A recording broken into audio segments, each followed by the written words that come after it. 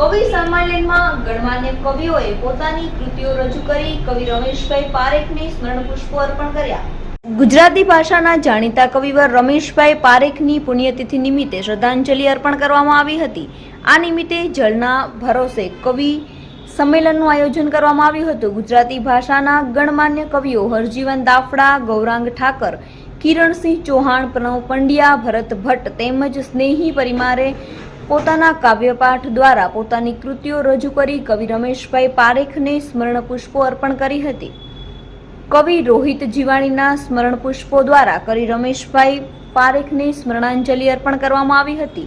સમગ્ર કાર્યક્રમની ઉદ્ઘોષણા અને સંયોજન ડોક્ટર કેતન કાનપરિયા દ્વારા કરવામાં આવ્યું હતું. અકાદમી ગાંધીનગર અને રમેશ પારેખ સાહિત્ય વર્તુળ અમરેલીના સંયુક્ત ઉપક્રમે ગુજરાતી ભાષાના મૂર્ધન્ય કવિ રમેશ પારેખના પુણ્યતિથિની નિમિત્તે આજે ગુજરાતના નામાંકિત કવિઓનું કાવ્યપાઠનો કાર્યક્રમ થયો છે, જેમાં ગુજરાતી ભાષાના બહુ જ મોટા કવિઓ કવિ ગૌરાંગ ઠાકર, કવિ કિરણસિંહ ચૌહાણ, ભરત ભટ્ટ પવન, હરજીવન દાફડા, પ્રણવ પંડ્યા જેવા કવિઓ અહીંથી કાવ્યપાઠ કરશે.